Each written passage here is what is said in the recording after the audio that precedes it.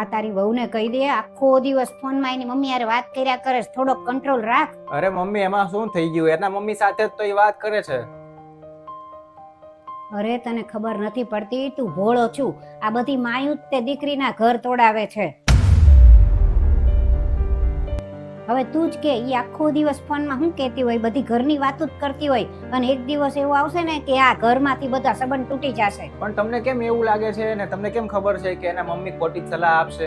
અરે મેં બધું જોયું જ છે. તો પછી હું તમને રોજ જોઉં છું કે તમે તે દીદી હારે વાત કરો છો, એટલે હું એમ જ સમજુ ને કે તમે એને ખોટી સલાહ આપતા હશો. અરે આ તું કેવી વાત કરે છો? અરે તમે જેવી વાત કરો છો એવી હું વાત કરું છું. અને હમસતા હું તમારી સાથે બધી જ વાત શેર કરું છું ને નાનપણથી. સારી વાત હોય, સુખની, દુઃખની, કોઈ પણ વાત હોય. હવે આ વાત મનીષાને ખબર પડશે એટલે ઈ મને એમ જ કહેશે ને કે તમે તો બધી વાત તમારી મમ્મીને કરો છો, હવેથી નહીં કરતા, એટલે મારે શું તમારી સાથે સંબંધ તોડી નાખવાના? એટલે મમ્મી, વાતો કરવાથી કાંઈ સંબંધો નથી તૂટતા. સંબંધો ત્યારે તૂટે છે જ્યારે વિશ્વાસ ન હોય.